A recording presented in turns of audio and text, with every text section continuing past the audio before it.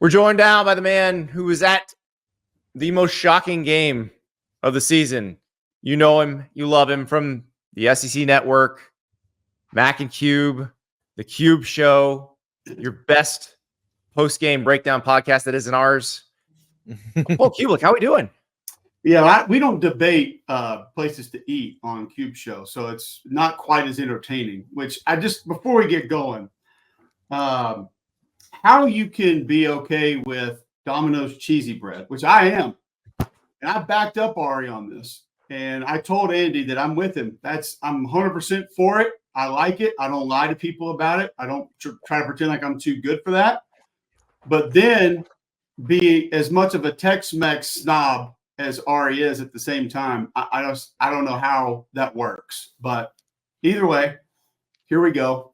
The only thing I can care about if we were going to continue going on with this interview is that you think Domino's cheesy bread is good. You do, right? I love okay, it. then we can proceed. But whatever the one that comes in the black box, like the deep pan, whatever that thing is, like I'm all for that one too. Like I don't care if people tell me Domino's is terrible. I actually had a buddy that used to produce my show in Huntsville that worked there, and he's like, "I promise you don't want that." And I was like, "Don't care. It's good. I like it." You got little kids, Cole. I know the feeling of when that $6.99 menu calls and you just click a couple things and it shows up at the house and the kids are fed and happy. Like the little dough balls, whatever those are called. They call them puffies. I don't know what they're called. They love those things. So yeah, I was with you there. And then you had to go food snob on Tex-Mex. And I don't. Now listen, I love I call it dirty Mexican, like OG Mexican. I'm all for it. It's definitely better, but Tex-Mex has its place. And just don't feel like as a fellow fat guy, you should be able to put that down. Well, we're going to get you and the kids hooked on saucy nugs next, Cole. That's our goal. The Wendy's saucy nugs are they're fueling the show this year. But we got to talk about this game that you were just at, because when you walk into Vanderbilt Stadium, what percentage in your mind was the thought that you're going to be watching Vanderbilt beat Alabama? Maybe 5-10%. I did think there was a path to competitiveness and a path to being a problem. I had New Mexico State last year, so I knew what Diego Pavia was. I knew what that offense was. I knew what Eli Stowers was. I knew how Tim Beck called it, and I was really impressed with watching them last year. That was before the Auburn game, and I tried to warn people. I said, now listen, this kid's a bulldog, and this offense is really hard to defend. It has answers for everything. It is multiple on every snap, and this kid is just a freaking warrior. And it's one of the things that Greg and I have tried to explain to people this week on our show in Birmingham is that we forget how many snaps this young man has in this offense. And so knowing that against a defense that is under a new scheme, new structure, we want to pretend like that's not real. But in every other instance, it'd be like, oh, well, the system changed, or it's a new scheme, it's new terminology, but now it's just all supposed to work to perfection. So I thought offensively they would have a chance to move the ball a bit. Defense, I wasn't really sure, but I also thought Alabama was going to go right at them and would come out and just essentially do some of what Vanderbilt did to Alabama, play ball control.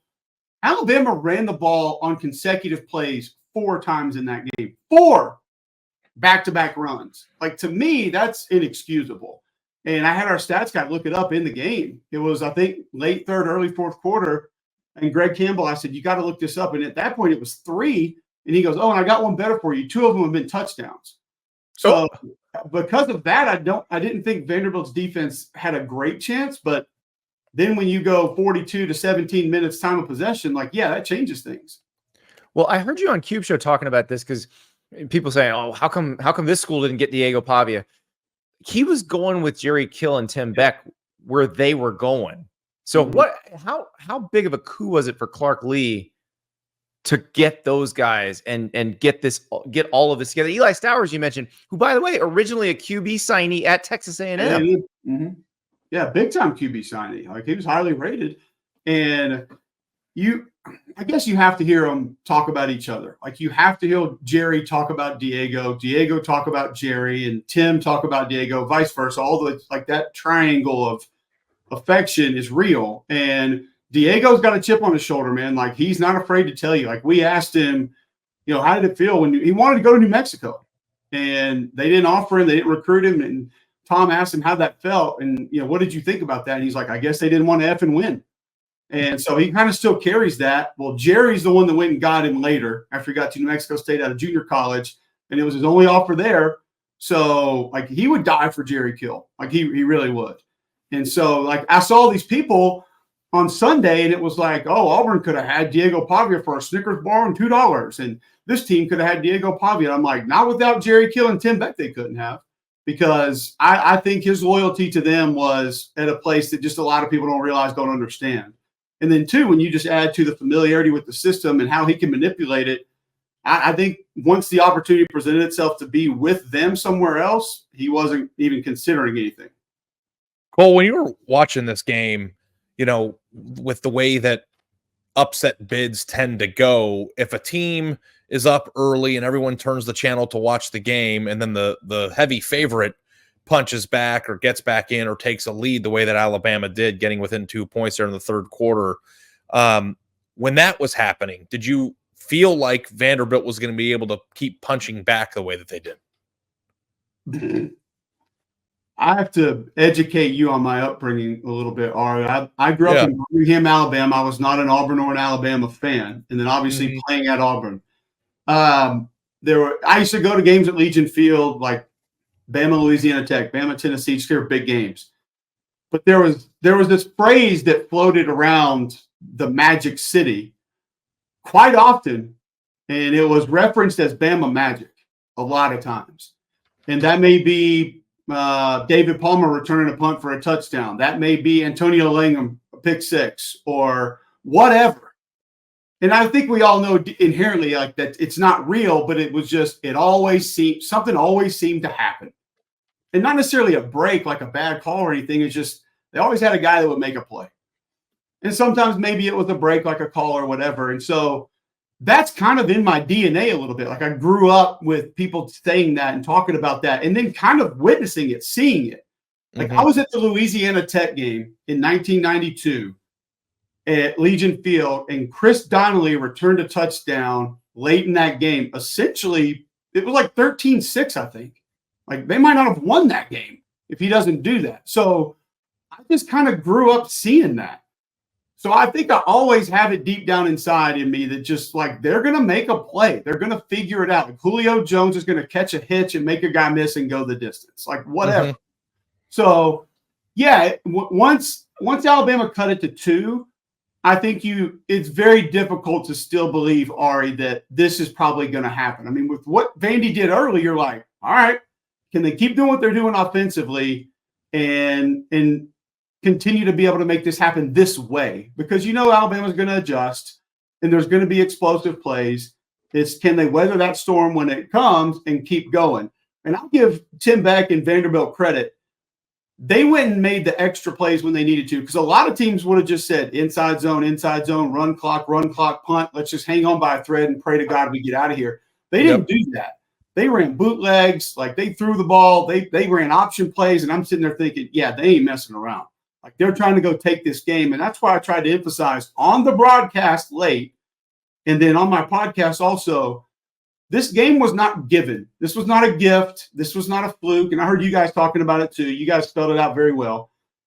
Vanderbilt won this football game. Like they took this game, and they deserve all the credit for doing that. So can they keep taking them is my question, because given the way we saw them beat Alabama, I'm looking at the rest of the schedule, and maybe Texas is a different story, but they just beat Alabama. But Kentucky, Auburn, South Carolina, LSU, like all of those teams feel like if you play that way, you're going to beat them too. Yeah, there's no doubt. And I think that goes back to what we talked about with Diego, reps in the system. And he's got those. Like he is a freaking wizard. Like he has real magic. I call it manipulating that offense. I don't know what other people would call it, but like he just knows how to run it. And even though a lot of it, Andy, was execution and the right read, what I feel like Tim Beck did so well in this game, and I tried to spell it out while we were calling it, because Tom kept asking me, what's wrong with Alabama's defense? What is wrong with, like, and he's doing his job. He wants me to explain to the viewer, like, what is happening. And to me, what I was watching, it wasn't what was wrong, it was what was right. And he kept running that little inside zone read to the backside at a pistol. And everybody's just like, man, that's stubborn. But what he's doing is seeing how they're playing him on that drive, because Kane had to change it up. And so when he saw, oh, they're crashing, okay, cool. Well, let's get the jet sweep going, because we're gonna have numbers on the perimeter, and we'll go, oh, they're playing it upfield. Guess what? Here comes the shovel pass to Stowers that we haven't run all year, and that thing's going to get going. So they set them up extremely well. If they can be that consistent with that kind of a plan and execution and sticking to it, the Texas defense will be a handful, and then stopping the Texas's offense will be tough. But they can play with any team on the schedule. And see, people point to that Georgia State game like, oh, they lost to Georgia State. Well, they got sacked on like the second or third play of the game, gave the ball back. Diego had a bad pitch later in the game, gave it away also. Like, that was a sloppy game. If they're sloppy against any of those teams on their schedule, they can lose. If they don't turn it over and they possess the ball and they go 12 of 16 on third down, hell, they can beat any of those teams on their schedule. Cole, what's next for Alabama from your perspective, and how, can Kalen DeBoer get this thing back on track? A couple of things that I saw and that I have seen watching it a couple times again. I still cannot fathom why you don't go into that game. And nothing against Vanderbilt's personnel on defense, but they're not a super heavy, dominant front. And you got Tyler Booker, who I think is the best offensive lineman, period, in college football. Parker Brailsford's been playing great this year. Proctor's finally getting it going. You struggle a little bit at right guard. Right tackle's been up and down. But you also have a 260-pound tight end that benches 500 pounds. You have another 270-pound tight end that knows how to mash people. That needs to be more part of the game plan. And I think more part of the personality. We didn't see it until Wisconsin. That game was over because the backup quarterback was in. So they kind of felt like they could do that. But I would want to lead with that a little bit more. Oh, by the way, your quarterback runs 23.5 miles an hour and can run over people. So you add that into the mix, and it's more difficult to defend that part of who you can be. It just felt to me like every run play that was for a yard or two, it was automatic, like hit the eject button, go 4 wide, and turn Milroe loose again. And I don't think that formula can win a lot, because teams are going to do what Vanderbilt tried to do and say, we're going to play back, we're going to play off. You can have all the intermediate stuff, and you can have every hitch and every crosser. You can run your mesh concept, and that's fine. But we're not going to let Ryan Williams get us 5 times in this game. We're not going to let Jeremy Bernard get us 3 times in this game. And that's going to be difficult to consistently make those go, specifically when you don't touch the ball, because their best players are on offense. Ryan Williams, Jalen Milroe, Tyler Booker, Jam Miller, Jeremy Bernard, those are their best players. And they have to be included in the game plan and on the field to go help you win. I think that has to happen. And Ari, I didn't see this at first. And when Roman and I were taping our show in Charlotte, he showed me one play from an Alabama defender, and it was Eli Stowers on a little out route on third down. He catches the ball at about 4 yards. He needs 6 for the first down. Red Morgan's kind of trying to drag him to the ground, and he's grinding. And another Alabama defender's coming over, and he kind of jogs and pulls up, and Stowers pulls ahead and gets first down yardage. And Roman said, that's what pisses me off. And I was like, yeah, I mean, I didn't notice that, but I get it. And he said that happened a lot. And I was like, all right. So I'm on the plane ride home. I'm watching it again. And I was like, oh, man, 13 did that. 11 did that. 0 did that. Like, wow, this is happening a lot. You guys know just like I do. That's usually a group of trained killers, not even silent assassins, like out in the open assassins that are headhunting in a totally legal way. And it's not that right now. That has to change, because one guy making one tackle, it has to be the team making tackles. We're going to talk about Huel, which is what I had for breakfast this morning. And it is the world's #1 complete nutrition brand. So this bottle right here, 35 grams of protein, 7 grams of fiber, 27 vitamins and minerals. I know exactly what I'm putting into my body as I get ready for my day. That's Huel. Huel is trusted by millions of people looking to fuel their days with convenient, complete nutrition. Try it for yourself with my exclusive offer for you. 15% off with the code STAPLES at Huel.com. That's Huel.com. You grab it for breakfast. You can take it with you to work for lunch. You know exactly what's going in. The input is there. You're going to get the best output. 15% off with the code Staples. That's Huel.com, Huel.com. Well, and that's kind of a hallmark of Saban smart tree defenses. Like, they bring you down and they don't let you get extra yards. Right. It separates us. Cole, I want to switch to another game. Red River coming up. Ari and I have argued about this a bunch this week, and it's one of those things where, like, the favorite is 6-8-1 against the spread the last 15 meetings. Weird things happen in this game. I'm curious from your perspective, what would Oklahoma's path to victory be in this game? First off, I want to give both of you credit. This was an awesome discussion.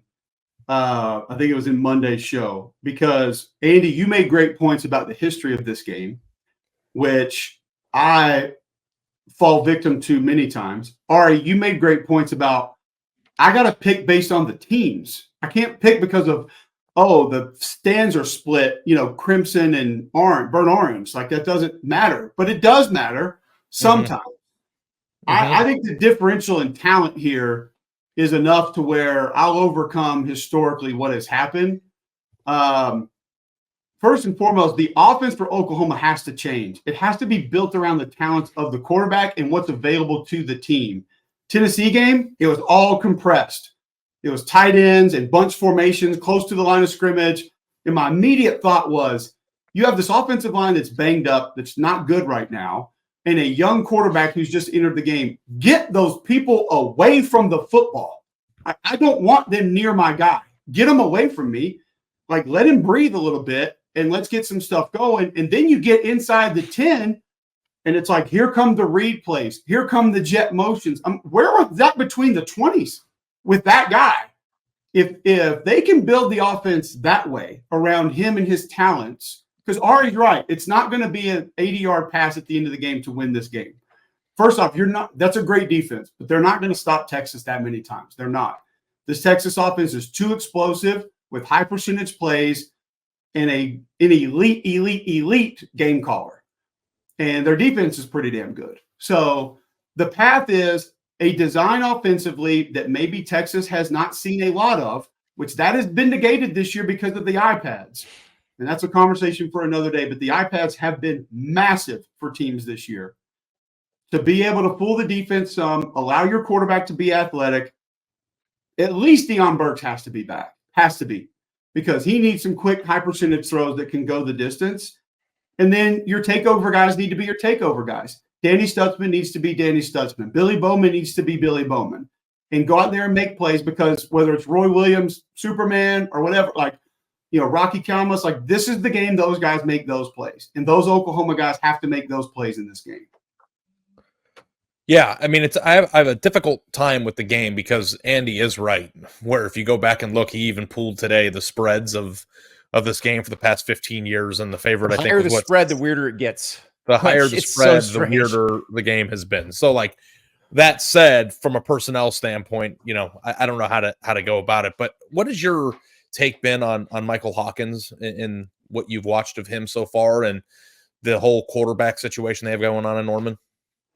Well, quickly, Ari, side note, it's the same with the Iron Bowl. People every year, they're like, competitive every year. I'm like, I've been a part of a couple blowouts. And the better team normally wins that game. It just, home field advantage is big, but usually the better team wins. That's just what it is. The thing I have the hardest time with, Cole, is that you can't analyze a football game by just saying, voodoo is going to happen. You have to look at who's on the field and who's playing the game. But, that said, I wouldn't be betting a large sum of money that Oklahoma covers that, because it has gone off the rails. But with the quarterback situation there, have you been impressed with Michael Hawkins so far? And when you see a program make such a wholesale change to maybe not just the quarterback position, but the direction of the program in general, going into a game like this, what's the whole process for you to go through that?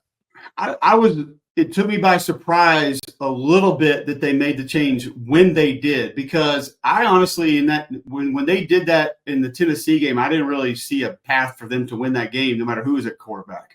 But We were there for the Houston game, and I had multiple people on that staff kind of wink, wink, nudge, nudge, nod, nod, like this backup quarterback, you should probably know his name and you should probably start paying real attention to him. And I'm like, hold on. Like the incumbent is here. The next guy in line is here. Like the next Baker, Bradford, Kyler, like Jason White. Like this is the guy. We've been waiting to watch him be the full-time guy. And they're like, no, just know who he is and pay attention. So I watched him a little closer in warm-ups. And then I asked some of the Oklahoma guys that I know about him. And I hear about what he did in fall practice. And you start thinking, okay. And then when he was put in a very, let's just say, bad situation, like that, I hate to say fair, but that's not one where you really expect the guy to come in and just magically figure things out. That's a tough spot to be in at that age, where the game was, where your team is, down receivers, down offensive linemen. Offense hasn't really been going. I thought he showed toughness. I thought he showed grit. He stuck with plays, which normally you would expect a freshman to just bail out and either throw the ball or run right away. And the offense at that point wasn't really designed to his strengths. And I said early in the season, I said, Oklahoma's got a Jackson Arnold problem because all the quick stuff, it was really good, really good.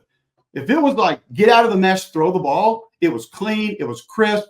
He had good tempo on the ball, good velocity. When he was asked to run, he's got good wheels, he can do it. Once it got past that, it almost always looked shaky.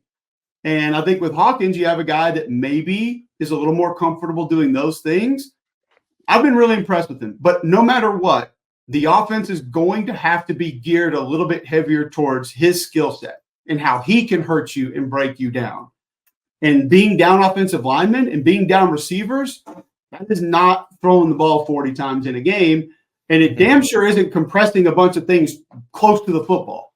You got to get those things away and utilize his athleticism.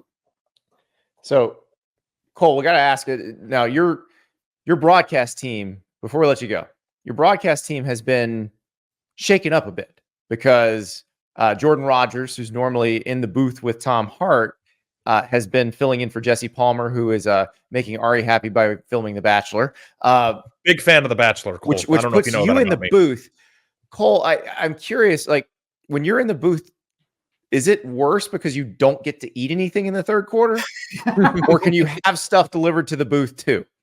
Yeah, Big Cat was pissed that I'm in the booth because he is always waiting for me to either pet an animal or eat something weird on the sideline late in games.